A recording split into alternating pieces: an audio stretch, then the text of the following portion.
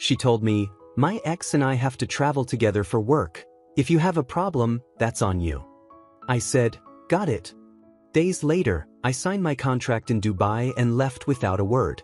I'm Derek, 31 years old, and I've spent the last 3 years working as a logistics coordinator for a multinational shipping company in Chicago, the kind of steady, reliable job that doesn't make for exciting dinner conversation but pays well enough and keeps international commerce moving smoothly across 3 continents. I met Lauren at a charity fundraiser in Lincoln Park back when she was still a junior graphic designer sketching concepts in coffee shops, and I was coordinating container shipments through the port of Long Beach. We connected over shared frustration with Chicago winters and a mutual appreciation for deep dish pizza that actual Chicagoans refuse to eat, and within 6 months we'd fallen into that comfortable rhythm where you start finishing each other's grocery lists and debating whether to get a dog. She moved from freelance design work to a full-time position at a boutique advertising agency about 18 months into our relationship, and I was genuinely proud watching her grow into her creative abilities, seeing her confidence build as clients specifically requested her for projects, watching her develop that particular creative language that made her work distinctive. What I didn't anticipate was how that professional growth would fundamentally reshape what she expected from our relationship and who she believed deserved her time. The agency hired Ryan about 7 months ago as a senior creative director, and Lauren mentioned casually during dinner one night that they dated for 4 years during college. She framed it as ancient history, something that ended badly but had been processed and resolved years ago. I didn't think much of it initially because I'm not the jealous type who monitors my partner's professional relationships, and Lauren had always been transparent about her past. But the dynamic shifted almost immediately after Ryan joined her team. Suddenly her work schedule exploded into weekend brainstorming retreats and multi-day client presentations that required her entire creative team, which apparently meant Ryan co-leading every significant project. The nightly video calls we'd maintained whenever she traveled became sporadic text messages sent at 11 p.m. with vague explanations about working dinners running late. Weekend trips to Milwaukee or Indianapolis for client meetings extended to full weeks in Nashville or Austin for what she called creative intensives. I wasn't tracking her movements like some paranoid detective, but I noticed the pattern. Every major project now required extended travel time with her ex-boyfriend, and every question I asked about logistics or timelines was met with increasingly defensive responses about me not understanding creative collaboration or trusting her professional judgment.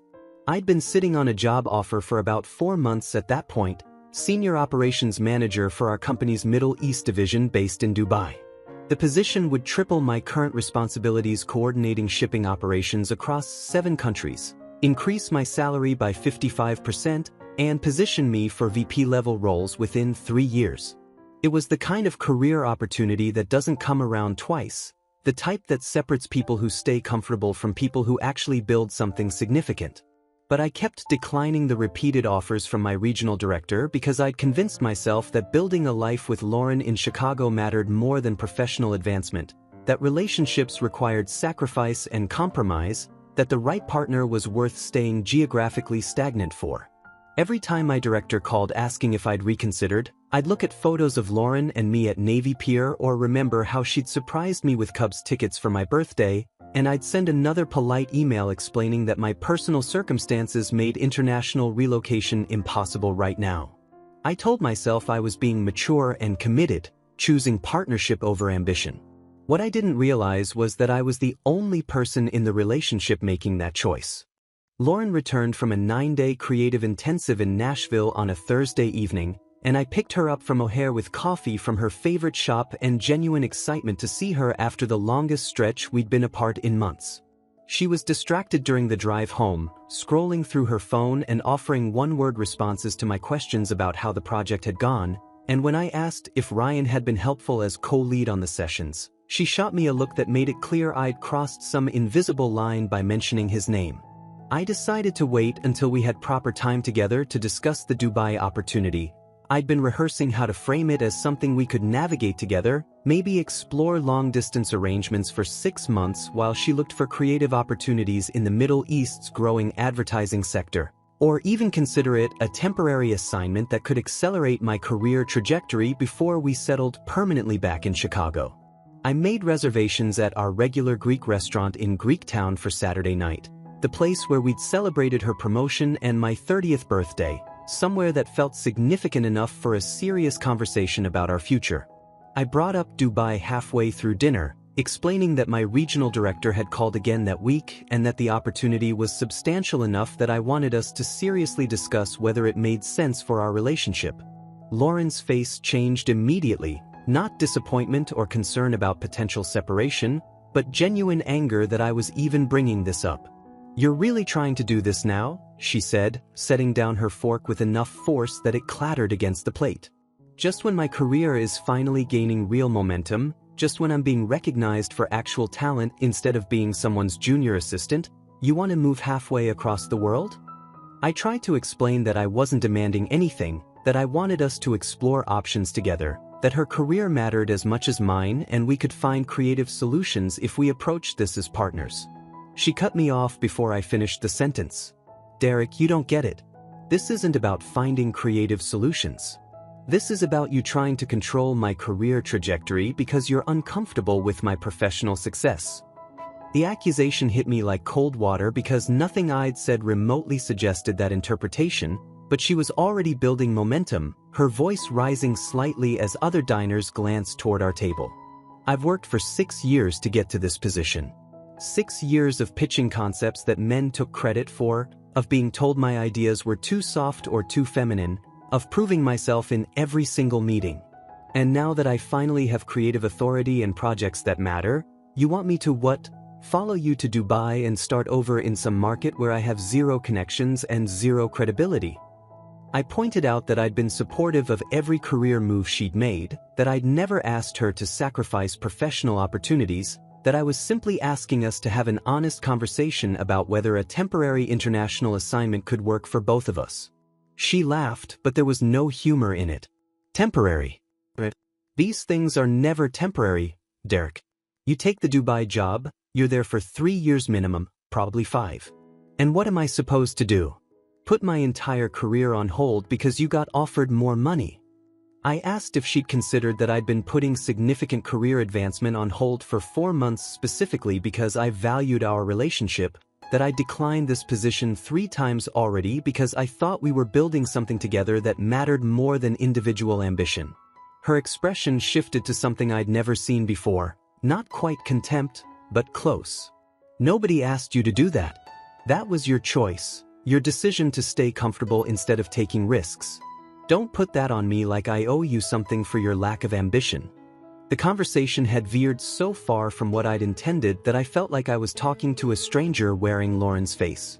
I tried one more approach, suggesting we could maintain a long-distance relationship for 6 months while exploring whether she could transition to Dubai's creative sector, mentioning that the city had explosive growth in advertising and international agencies were constantly recruiting.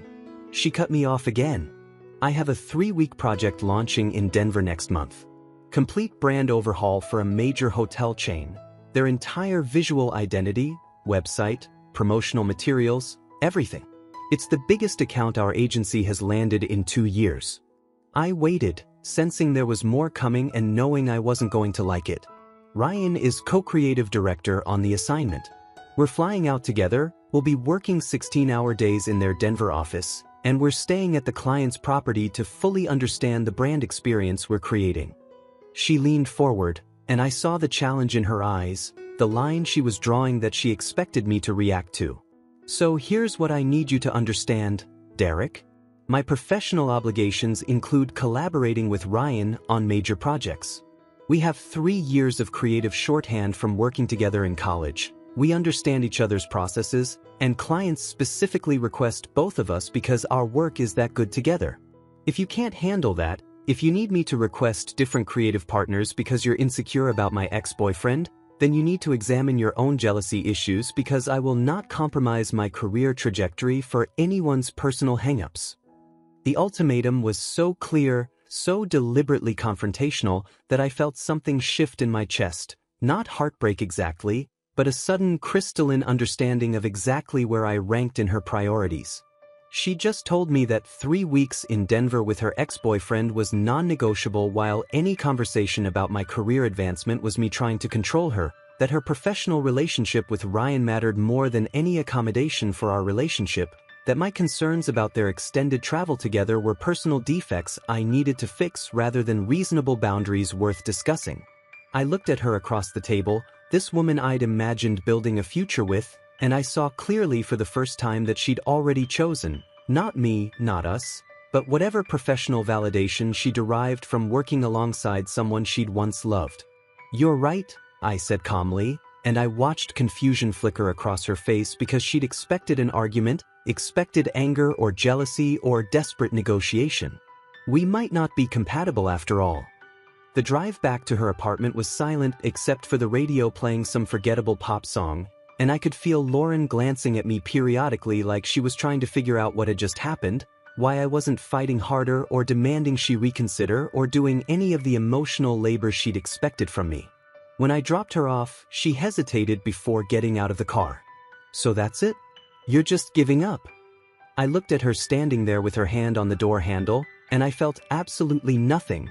No anger, no sadness, just a profound sense of clarity about exactly who she'd shown herself to be. "I'm agreeing with your assessment. You need to prioritize your career and your working relationship with Ryan. I need to make my own career decisions without feeling like I'm sabotaging your professional growth.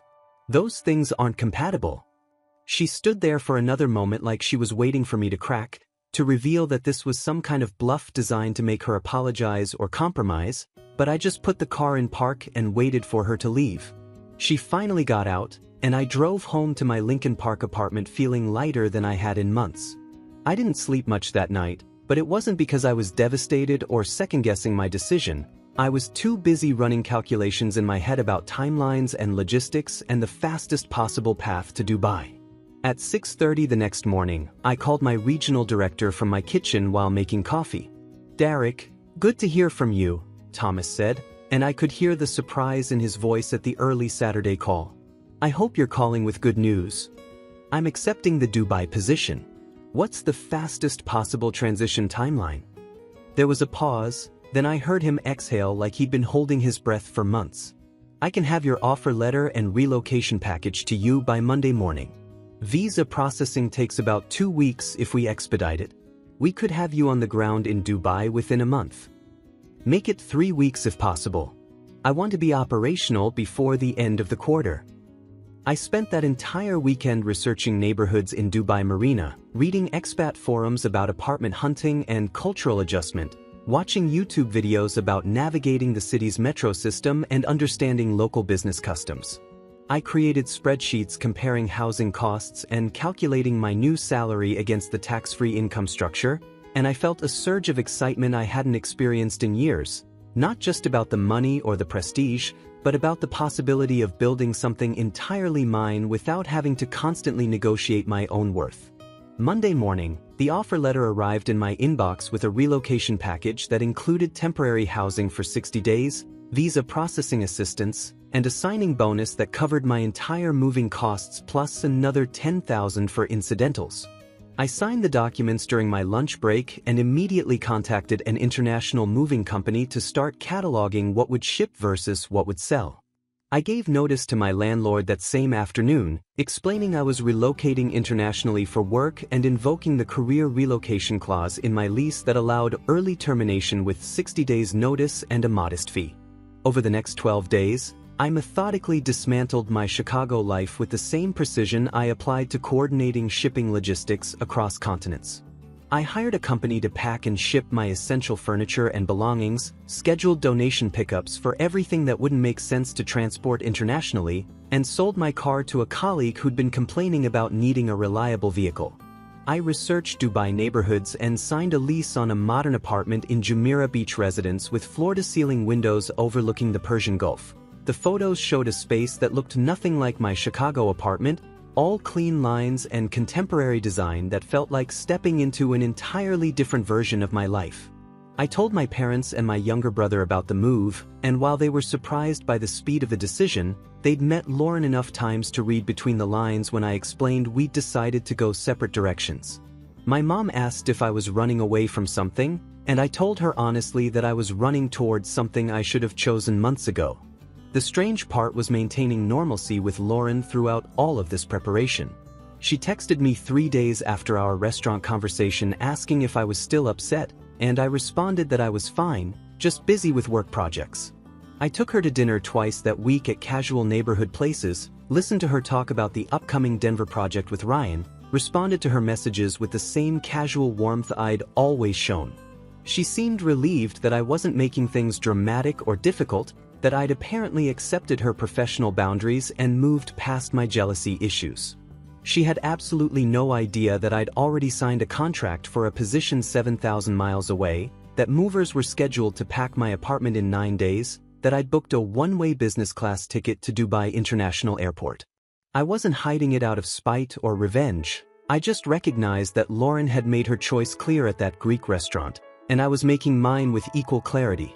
She told me that her work trips with Ryan were non-negotiable and that incompatible partners should separate. I was simply agreeing with her assessment and acting accordingly. 13 days after our conversation at the Greek restaurant, I was in my apartment surrounded by cardboard boxes, shipping crates, and luggage when I heard knocking at my door, insistent, rapid knocking that suggested whoever was on the other side wasn't planning to leave without answers. I opened it to find Lauren standing there in her work clothes, and I watched her face cycle through confusion, shock, and dawning horror as she took in the scene behind me. My living room completely dismantled, furniture wrapped in protective plastic, boxes labeled with international shipping codes, my life systematically packed away for transport across continents. "What the hell is happening here?" she said, stepping inside without invitation and spinning around to take in the full scope of the packing operation. "Are you moving?" I closed the door and leaned against it, watching her process what she was seeing. I accepted the Dubai position. "I leave in 5 days." Her mouth opened but no sound came out for several seconds, and I could see her brain struggling to reconcile this information with the casual dinners we'd shared over the past 2 weeks, the normal text conversations, my apparent acceptance of her professional boundaries. "You what? Dubai? Why didn't you tell me?" I accepted it the morning after our dinner conversation. "I've been preparing for the transition since then." She looked at me like I'd just announced I was joining a circus or moving to Mars, her face flushing red as anger replaced shock. "The morning after? You made a massive life decision the morning after one argument and didn't think to mention it? We've seen each other 4 times since then, Derek. 4 times, and you just casually forgot to mention you're moving to another continent." I stayed calm, keeping my voice level and matter-of-fact. "You made your position clear at dinner. Your work trips with Ryan are non-negotiable, and any concerns I have about that arrangement are personal defects I need to address. You told me that incompatible partners should separate rather than compromise. I'm agreeing with you and making my own career choice." Her expression shifted rapidly between emotions, anger, confusion, something that looked almost like panic, and she started pacing between the boxes like she could somehow reorganize them back into my staying. I didn't mean you should actually leave Chicago. I meant we needed to work through your trust issues, have conversations about boundaries, figure this out together like adults." "We did have that conversation. You established your boundaries very clearly. I'm respecting them completely." She stopped pacing and stared at me, and I saw the exact moment she realized I wasn't negotiating or seeking reconciliation, that this wasn't some dramatic gesture designed to make her apologize or change her mind. "This is insane. You're throwing away 3 years over me having to travel for work? That's what this is about? You're that jealous of Ryan?" I almost laughed at how thoroughly she'd missed the point, how she'd reframed her ultimatum as my jealousy rather than her choice to prioritize her ex-boyfriend over any possibility of mutual compromise. "I'm not jealous of Ryan. I'm choosing a career opportunity that you made clear would make me a bad partner. You need someone who won't question your professional travel schedule or feel uncomfortable with you spending weeks at a time with your ex-boyfriend. I need someone who views my career advancement as something worth discussing rather than evidence of me trying to control their life. Those needs aren't compatible." Lauren's face crumpled, and I watched her cycle into full desperation mode, her voice rising with each sentence. "We can work through this. We can set better boundaries, have better communication. I can, I'll be more transparent about work travel. I'll call you every night when I'm away. We can see a couples therapist before you leave. I don't want to see a couples therapist. I want to move to Dubai and take a position I should have accepted 4 months ago. She was crying now, actual tears streaming down her face, and she moved toward me like she might grab my arms or force physical proximity to make her point. Derek, please. I know I was harsh at dinner. I know I made it seem like you didn't matter, but I was just scared about my career. I didn't mean any of it. We can make this work if you just give us a chance. I stepped back, maintaining distance, and I felt absolutely nothing watching her break down. No satisfaction, no vindication, just a distant observation that she'd only reconsidered our relationship's value when faced with losing her backup option. Lauren, you told me exactly how you felt. You said my concerns about your travel with Ryan were jealousy issues I needed to fix. You said you wouldn't compromise your career for anyone's personal hang-ups. I believe you meant every word. She wiped her face with her sleeve, mascara smearing across her cheek, and I saw her trying to calculate what approach might work, what combination of words might reverse a decision I'd already committed to completely. What if I turned down the Denver project? What if I requested different creative partners, showed you that you matter more than any work assignment? Then you'd resent me for making you sacrifice your career, and we'd have this same conversation in 6 months about something else. The problem isn't Denver or Ryan specifically. The problem is that you view my career advancement as sabotage while your career requires unlimited accommodation. Her face did something complicated, shifting from desperation to something harder, and when she spoke again her voice had changed to something sharp and accusing. You've been planning this the whole time. The dinners, the normal conversations, pretending everything was fine while you secretly packed up your entire life. That's cruel, Derek. That's genuinely cruel. I felt a flicker of anger then, the first real emotion I'd experienced since making my decision. What's cruel is telling your partner that their reasonable concerns about you traveling extensively with an ex-boyfriend are personal defects. What's cruel is framing career conversations as control tactics. What's cruel is making someone feel crazy for wanting basic transparency in a relationship. She opened her mouth to respond, then closed it, and I saw something shift in her expression. Guilt, maybe, or recognition that she'd misjudged how thoroughly I'd processed her restaurant ultimatum. We stood there in silence for what felt like several minutes, her crying quietly while I waited for her to leave so I could continue packing. Then she said something I wasn't expecting, her voice barely above a whisper. I slept with Ryan in Nashville. The words hung in the air between us, and I felt my chest tighten, not with heartbreak exactly, but with the bitter satisfaction of having my instincts validated, of knowing I'd been right to trust the patterns I'd observed even as she'd accused me of jealousy and insecurity. Twice, she continued, the words tumbling out now like a confession she'd been holding for weeks. Once in his hotel room after we'd been drinking following a late brainstorming session, and once the next morning when I went to his room to talk about what happened. I've been carrying it since I got back, feeling guilty every time I saw you, every time you trusted me enough to not make this weird. I stared at her, processing this information with the same analytical detachment I applied to logistics problems at work, and I realized I felt absolutely nothing. No rage, no betrayal, just a cold confirmation that I'd been correct to leave. Get out of my apartment. Derek, please, let me explain. There's nothing to explain. You made your choice in Nashville, and you made it again at that restaurant when you told me Ryan was non-negotiable. Now I'm making mine. Get out. She stood there for another moment, crying harder now, then she grabbed her purse and walked to the door.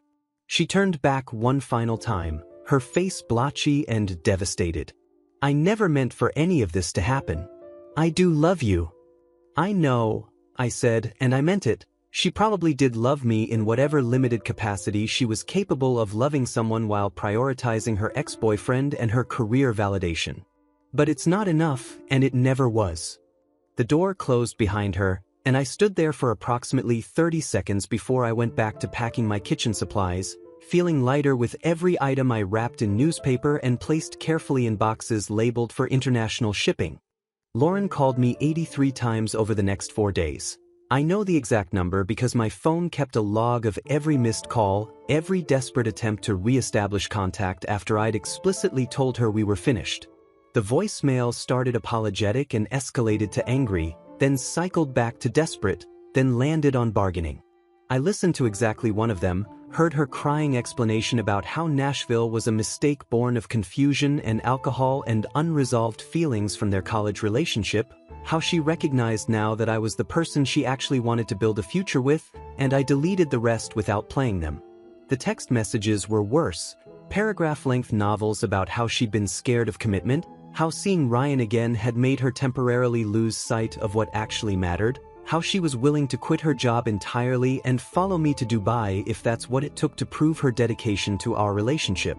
I read them with the same detached interest I'd apply to reviewing a logistics proposal I had no intention of accepting, noting the escalation patterns and manipulation tactics without feeling any emotional pull toward responding. My close friend Marcus called on day 3 of my communication blackout to tell me I was being unnecessarily harsh, that everyone makes mistakes and Lauren clearly recognized the magnitude of hers, that I should at least hear her full explanation before making permanent decisions.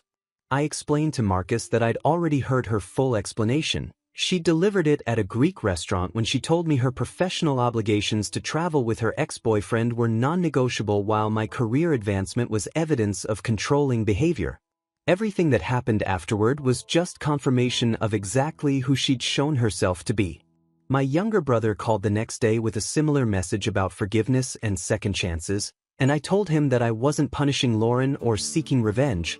I was simply accepting the reality she'd created and moving forward with my own life accordingly. What bothered me more than Lauren's desperate attempts at contact was recognizing how many obvious warning signs I'd ignored over the past 7 months, how I'd rationalized her defensive reactions and communication blackouts and subtle ways of making me feel irrational for having basic relationship expectations.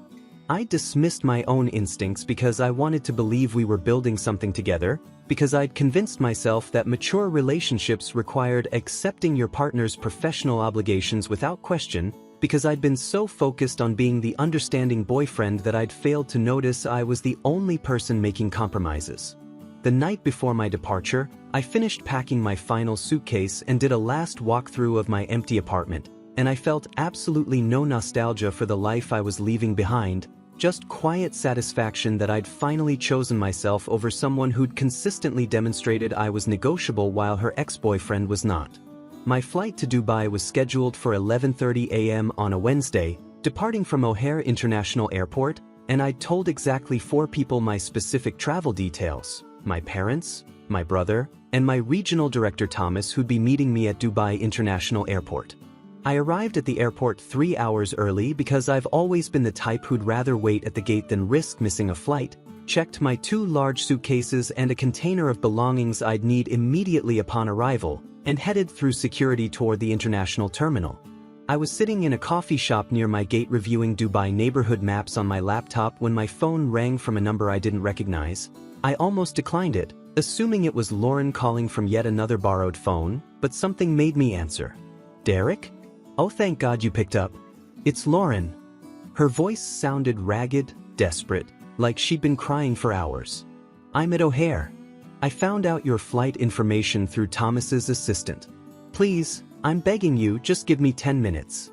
Just 10 minutes to talk face to face before you leave."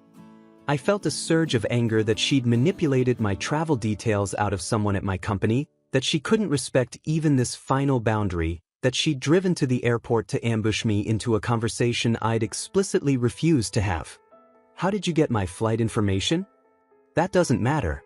What matters is that we need to talk before you leave for 6 months or a year or however long this assignment is. You owe me that much after 3 years together." I almost laughed at the audacity of her claiming I owed her anything, this woman who'd cheated on me with her ex-boyfriend and then demanded I accommodate her continued professional travel with him. "I don't owe you anything, Lauren. We had our final conversation when you confessed to Nashville. There's nothing left to discuss. Please, Derek. I'm at gate K7 right now. Your flight board's from K12. Just walk over here, give me 10 minutes, and if you still want to leave after that I'll never contact you again. I promise."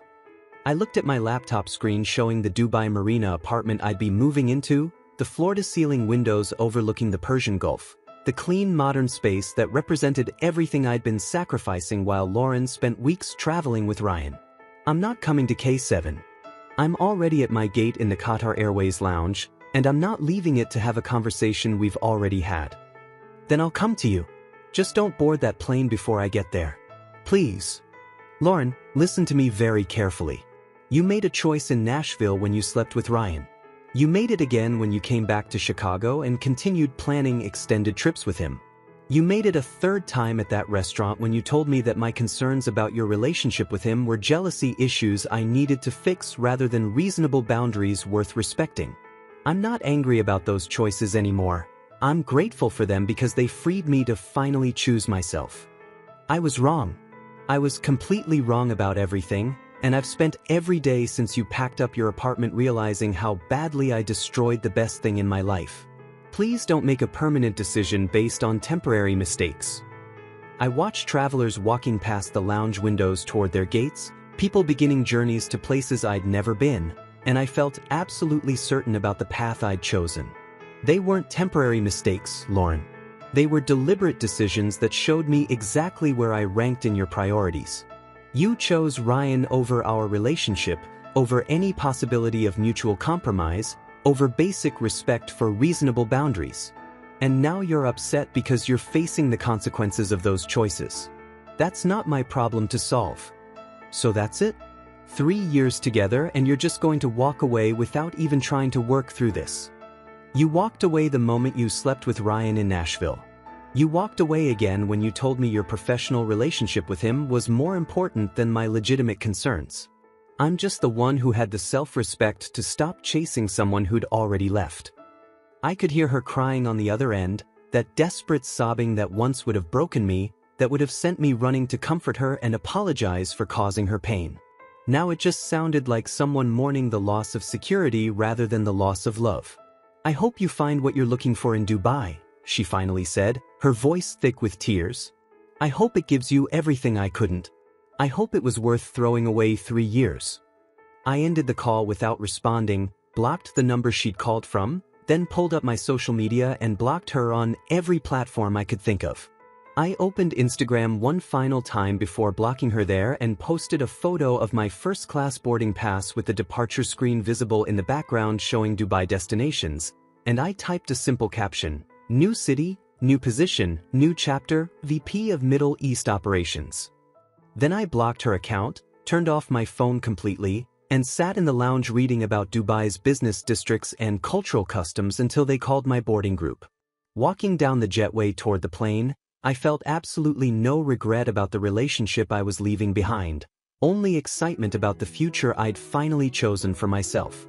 3 weeks into my Dubai tenure, I was living in a reality that felt completely disconnected from the life I'd left behind in Chicago. I'd moved into my apartment in Jumeirah Beach Residence with those floor-to-ceiling windows that flooded the space with natural light and offered unobstructed views of the Persian Gulf. I was coordinating shipping operations across 7 countries from the UAE to Pakistan to Kenya, and I was working alongside logistics professionals from 12 different nations, who brought perspectives and expertise I'd never encountered in my Chicago office. The work itself was exponentially more complex than anything I'd managed previously. Instead of tracking container shipments through American ports, I was now synchronizing operations across multiple time zones and navigating the regulatory frameworks of countries with vastly different customs procedures and business practices. My days started at 6 a.m. with calls to our Karachi office and often extended past 8 p.m. with evening meetings involving our European partners, and I loved every exhausting minute of it because I was finally operating at the level I'd been ready for months ago. I'd made exactly 0 attempts to contact Lauren since boarding that flight from O'Hare, and I'd kept her blocked on every platform to ensure she couldn't reach me through social media or messaging apps.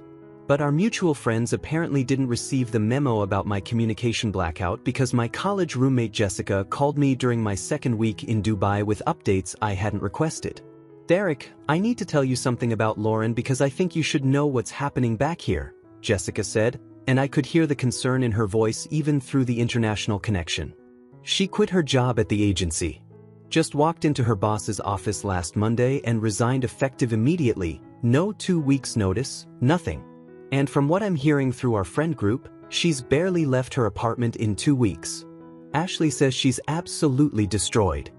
I was sitting on my apartment balcony watching the sunset paint the Persian Gulf in shades of orange and pink, and I felt absolutely nothing hearing about Lauren's situation except a distant sense that consequences had arrived exactly as they should. I appreciate you letting me know, but I'm not responsible for how Lauren handles the results of her own choices. Derek, come on. I know she messed up badly, but don't you think you're being a little harsh? She made a mistake, she clearly regrets it, and now she's completely falling apart. I took a breath and tried to explain what Jessica apparently couldn't see from her position inside our social circle where Lauren had likely positioned herself as the victim of my cruelty. Jessica, Lauren didn't make a mistake.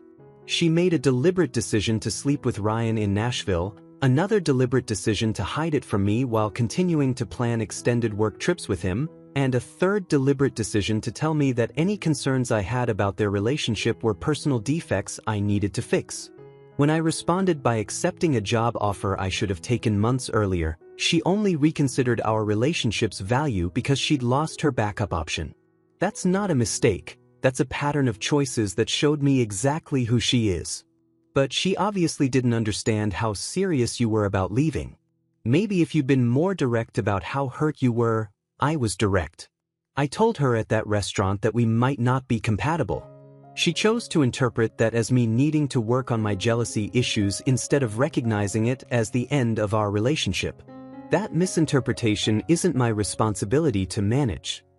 Jessica was quiet for a moment, and I heard her sigh in that way people do when they've decided you're being unreasonable but don't know how to convince you otherwise. I just think maybe you could call her. Let her know you don't hate her or something. She keeps asking our friends if you've mentioned her, if you seem sad about the breakup, and when we tell her you sound happy she gets even more upset. The image of Lauren desperately polling our mutual friends for information about my emotional state would have been pathetic if it wasn't so predictable. Of course, she was more devastated by my indifference than she would have been by my anger, because anger would have meant she still mattered enough to affect me.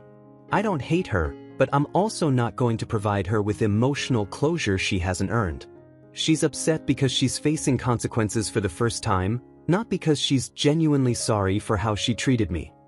I ended the call with Jessica shortly after that and went back to reviewing shipping manifests for our Mombasa office, and I didn't think about Lauren again until later that week when I received more unsolicited updates through our social circle's communication network. Apparently, the full story had emerged about why she'd quit her agency position so abruptly. Ryan had been in a committed relationship with another designer at their firm for 18 months, a woman named Sophie who worked in their branding division, and everyone at the agency except Lauren had apparently known about it. The Nashville encounter had been exactly what it looked like, a meaningless hookup with someone who'd never had any intention of rekindling their college relationship, someone who was probably drunk and available and willing to sleep with his ex-girlfriend without it meaning anything beyond physical convenience. When Sophie had found out about Nashville through office gossip, she'd confronted Ryan publicly in the middle of a team meeting, and the resulting scene had made Lauren's position at the agency completely untenable. Ryan had apologized to Sophie and blamed the entire incident on Lauren pursuing him despite knowing he was in a relationship, a claim that was apparently believable enough that several of their colleagues had started treating Lauren like she'd deliberately tried to break up a committed couple. The creative director had suggested Lauren take some time off to let the workplace tension settle, and she'd responded by quitting immediately rather than face the humiliation of being the office homewrecker. So Lauren had destroyed a 3-year relationship with someone who'd been willing to sacrifice significant career advancement to stay with her in Chicago, all for a drunken hookup with an ex-boyfriend who was already committed to someone else and who'd thrown her under the bus the moment his actual relationship was threatened. The poetic justice of it was almost too perfect. She'd prioritized Ryan over any possibility of compromise with me, and Ryan had valued his relationship with Sophie enough to publicly humiliate Lauren to protect it. I felt no satisfaction learning this information, no vindictive pleasure in her professional and personal collapse, just a reinforced certainty that I'd been correct to leave when I did. Lauren hadn't made a mistake, She'd made a calculated gamble that she could maintain me as her stable foundation while exploring possibilities with someone she found more exciting, and she'd lost that gamble because she'd fundamentally misunderstood that I had options and self-respect. The only tragedy was that I'd wasted 4 months declining the Dubai position because I'd believed we were building something together that mattered more than individual ambition, when the reality was that I'd been the only person in the relationship making that choice. 5 weeks after my move to Dubai, I'd been on several casual dates with expat professionals I'd met through work functions and social gatherings organized by my company's international team. There was Emma, a British marketing executive who worked for a luxury hotel chain and had an encyclopedic knowledge of Dubai's restaurant scene. Celine, a French urban planner involved in designing sustainable neighborhoods for the city's explosive growth, and Sophie, a Canadian corporate lawyer, specializing in international trade agreements who made terrible puns about maritime law that somehow made me laugh anyway. None of these connections had developed into anything serious, and I wasn't pushing for that because I was genuinely enjoying the process of remembering that possibilities existed beyond my previous relationship, that I could have conversations with intelligent, accomplished women who paid for their own meals and didn't view my career success as a threat to their identity. The most surprising aspect of these dates wasn't the women themselves but my own reaction to them. I felt lighter and more present than I had in the final year with Lauren, genuinely engaged in conversations about urban development projects and international business strategy rather than mentally calculating whether I'd said something that might trigger a defensive reaction about my commitment level or trust issues. Emma and I had gone to a rooftop restaurant overlooking the Burj Khalifa and spent 3 hours talking about the psychology of luxury branding and why people paid premium prices for experiences they could technically get cheaper elsewhere, and I'd left that dinner thinking about how refreshing it was to be with someone who contributed ideas rather than just waiting for her turn to talk about herself. Celine had taken me on a walking tour through Dubai's older neighborhoods where traditional architecture still existed among the modern developments, explaining the city's historical transformation from fishing village to global metropolis, and I'd appreciated being with someone whose passion for her work matched my own enthusiasm for logistics coordination. Sophie and I had bonded over being Canadians and Americans navigating Middle Eastern business culture, sharing stories about cultural misunderstandings and professional adjustments, and I'd enjoyed her self-deprecating humor about her own learning curve in a region so different from Toronto. My regional director Thomas pulled me aside after a particularly successful presentation to our executive leadership team about optimizing our East African shipping routes, and he closed his office door before speaking. "Derek, I'm going to share something with you that's confidential, but I want you to understand your trajectory here. Senior leadership has been watching your performance since you arrived, and you've exceeded every projection we had for your first quarter. The way you've handled the Karachi port delays and restructured our Kenyan distribution network, that's VP-level strategic thinking." I felt a surge of professional pride that had nothing to do with external validation and everything to do with knowing I was finally operating at my actual capability level. "We're creating a new position within the next 18 to 24 months, Vice President of Global Operations, overseeing our entire international shipping network. The executive team has already identified you as a primary candidate for that role. If you maintain your current performance trajectory, you'd be looking at VP by age 33, maybe 32 if we accelerate the timeline." The position Thomas was describing would have been completely impossible if I'd remained in Chicago, sacrificing career advancement to accommodate someone who viewed my professional opportunities as evidence that I didn't value our relationship enough. I would have been coordinating domestic shipping routes while watching younger colleagues with fewer qualifications get promoted past me because they had the geographic flexibility I'd voluntarily surrendered. "I appreciate your confidence in me," I told Thomas, and I meant it without the false modesty that usually accompanies professional compliments. "I'm exactly where I need to be." That evening, I was reviewing container manifests on my balcony when I received a message through LinkedIn from someone I didn't recognize. The profile belonged to Ashley, Lauren's roommate and closest friend, and the message was brief but loaded with implications. "Derek, I know you've blocked Lauren everywhere and you probably have good reasons, but she asked me to send you something and I promised I would. She's not expecting a response. She just wanted you to know. I hope Dubai gives you everything I couldn't." I hope it was worth throwing away 3 years. I stared at that message for a long time, reading the bitter accusation hidden in words that were technically wishing me well, and I felt something shift in my chest, not guilt or regret, but a final crystallization of understanding about exactly what Lauren had expected from our relationship and why it had been doomed from the moment she'd viewed my career ambitions as competing with her professional validation. The message assumed I'd thrown away 3 years, as if our relationship had been something valuable that I'd carelessly discarded rather than something she'd systematically destroyed through deliberate choices that showed me where I ranked in her priorities. She'd cheated on me with her ex-boyfriend, hidden that betrayal while planning additional extended trips with him, told me my reasonable concerns were jealousy issues I needed to fix, and then only reconsidered our relationship's value when she'd lost both her backup option and her professional standing. And somehow, in her version of events that she'd apparently shared with Ashley, I was the one who'd thrown everything away by refusing to accommodate her unlimited need for external validation at the expense of my own self-respect and career advancement. I typed a response to Ashley, then deleted it. Typed another version, deleted that too. Finally, I closed LinkedIn without responding because there was nothing to say that I hadn't already communicated through my actions. I'd chosen myself over someone who'd consistently demonstrated I was negotiable, and I wasn't going to apologize for that choice or provide Lauren with the closure she believed she deserved.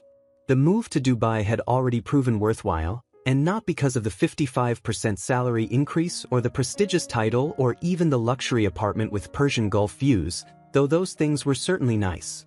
It was worthwhile because I'd finally prioritized myself over someone who'd refused basic compromise, because I'd stopped minimizing my own worth to accommodate someone who viewed my career advancement as a threat rather than an achievement worth celebrating together. I'd stopped dismissing obvious warning signs because the relationship was comfortable, stopped allowing someone to reframe reasonable boundaries as personal defects, stopped convincing myself that mature love meant accepting whatever treatment my partner decided was appropriate. Would I have preferred that Lauren hadn't cheated, that we could have navigated our career paths together with mutual support and honest communication about what we both needed? Absolutely. Would I have preferred discovering her character flaws before investing 3 years in a relationship that was fundamentally unbalanced? Of course. But that wasn't the reality she'd created, and I'd finally accepted exactly who she'd shown herself to be rather than who I'd wanted her to become. I'd spent 4 months declining a transformative career opportunity because I'd believed we were building something together that mattered more than individual ambition, and I'd finally recognized that I was the only person in our relationship making that sacrifice.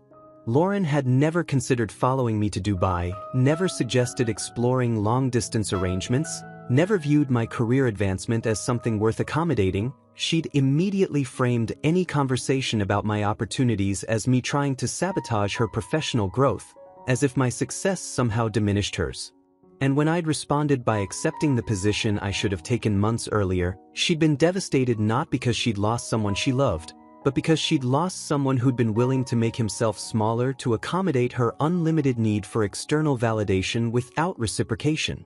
The final irony was that her desperate attempts to maintain both me and her professional relationship with Ryan had cost her everything. She'd lost the stable partner who'd valued her enough to sacrifice career advancement, lost her prestigious job when her office hookup became public humiliation, and discovered that the ex-boyfriend she'd prioritized over our relationship had never viewed her as anything more than a convenient encounter he'd immediately regretted. She'd gambled that she could have both security and excitement, and she'd lost both because she'd fundamentally misunderstood that real partnerships require mutual compromise rather than one person endlessly accommodating while the other takes whatever they want without consequence. 2 months after my arrival in Dubai, I was having dinner with Celine at a Mediterranean restaurant in Dubai Marina when she asked me something that made me pause mid-conversation.